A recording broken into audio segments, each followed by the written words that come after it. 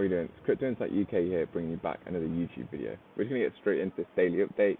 I have a Flare Networks video coming out later. It's about the distribution proposal, or the new distribution proposal, and the opportunity that I think is there. I do some asset management, small time for private individuals, and I wrote an article for them about Flare Networks and what I think the opportunity is, and we've taken a position in it. But I want to share that with you guys. I gave that to them a few weeks ago.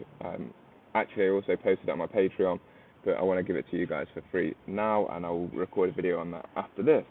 So looking at the markets, to be honest, not too much has changed. Yesterday, obviously, had the ETH merge, which I'm going to talk about in a second. The merge happened yesterday, 15th of September. You're going to have to bear with the background noise, guys. I feel like everywhere in Bali, people are riding the loudest motorbikes in the world, or they're drilling. So there's nowhere I can really go at the minute that I've found to record in a quiet environment. As you can see, 24 hours, ETH is down 8.8%. I don't think that's too bad. Like, people just obviously bought into ETH before the event, rode up the smallish pump, and then have dumped on the day of the event. But that's not really much of a dump. Like, I'm interested to see what happens over the next few days. As we said before, we're out of the market for a few days around the ETH merge just to see what happens. Could be a good opportunity to start dollar cost averaging soon, but don't rush in there because anything could happen.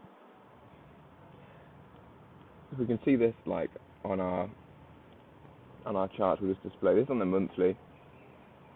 You can see the ETH found some resistance where it found resistance before, back in February. It's been finding that same point of resistance now.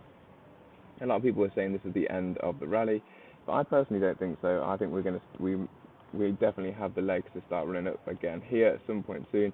It's just where we find support, and if we do, obviously, if we break these lows set, then we will come down and set a lower low. I mean, that's obvious, goes without saying. But if we hold this level here, where we are right now, we could actually be setting a higher low for the next leg up. So don't rush, just take your time, have a look, get some cash ready to maybe dollar cost average into Ethereum. There's definitely an opportunity there with, like, ETH 2.0, and here comes another motorbike, so that's really enjoyable for everybody.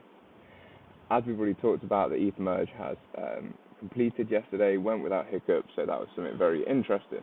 And probably one of the biggest things in the space, there was actually a POAP NFT by Consensus. You can go and find that. Just to basically, I think it's free. You just have to pay for the gas. I got it yesterday. What do you say? Downloaded it, minted it. I minted that yesterday just to basically say that you were here and you had a MetaMask when the ETH merge went live. Another thing that I want to bring your attention to, guys, is this. This is EDX Markets. This was announced, well, I saw the announcement on Twitter yesterday or the day before, and it's a new market crypto exchange coming out that's basically owned by Charles Schwab, Citadel Securities, Fidelity, Paradigm, Sequoia Capital, and Virtual Financial. So all the big boys, or a lot of the big boys, have come together to create a crypto exchange. Surprise, surprise. These are the things that are being built, guys, now the market is low. So these are things to really pay attention to. It's called EDX Markets. I don't know if this is the exact website, because, yeah, actually I think it is, because it takes you onto the Business Wire site.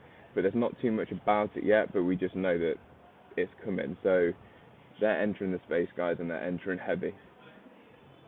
I've got two last things to share with you. One is this. I put a tweet out again yesterday, did a thread on everything we know about the UK and their relationship with Ripple and XRP. In the last, I posted out at 4:22 yesterday, my time, so about 16 hours ago, or 18 hours ago, and it's absolutely popped. It's had 250,000 impressions. So go and check it out on my Twitter if you don't already follow me, guys. It's definitely worth a read. I go into everything that I know about the UK and Ripple and XRP, and I hope you enjoy. And finally, this is a very cool thing for the Bearable Bull to have done. He has released his portfolio with percentages of what he holds, and there's not a lot there that I disagree with, to be honest.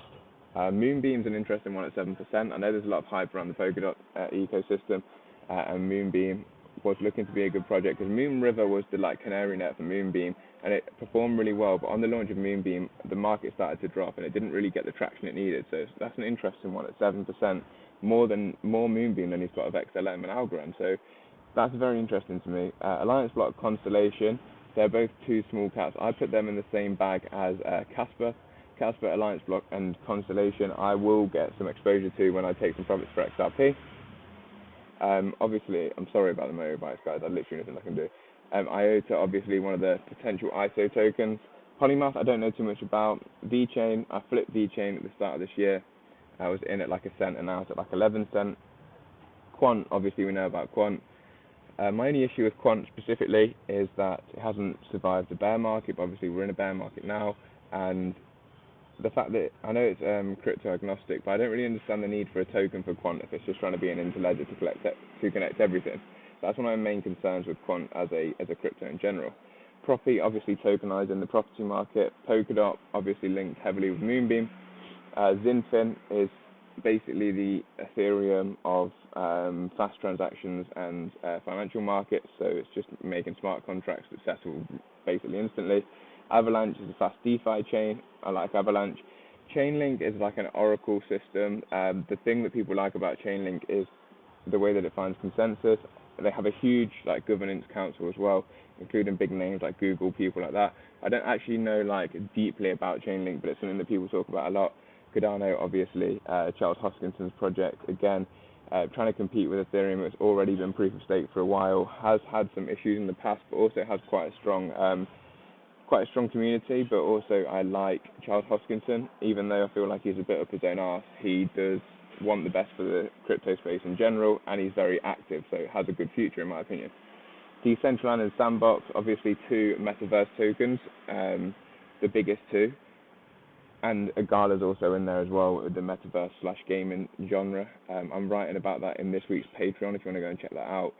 I think that the metaverse and gaming is where we're going to get the next big inflow into the crypto space, and I'm going to start really dollar cost averaging into a basket of tokens there, and I'm going to suggest a few in my Patreon account with the newsletter this week. Singularity, I know nothing about. Filecoin, I think that's like decentralized cloud storage as far as I know, and then obviously Songbird's a canary net for Flare Networks.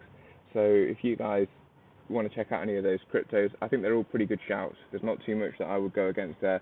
Obviously I don't know about Singularity.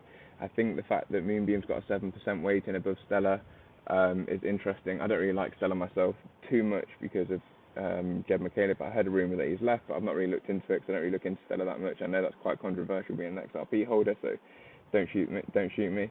Moonbeam is something I've heard a lot of people talk about from both sides of whether they like XRP or don't. A lot of people talking about it in general, so it's something that I probably should check out, as is Constellation Block, Constellation DAG, Alliance Block, ALBT, and Casper. Polymath I know nothing about, so the only ones that I wouldn't include, just because I know nothing about them, are Singularity, Polymath, and that's probably about it, to be honest. All the others I would probably want some exposure to.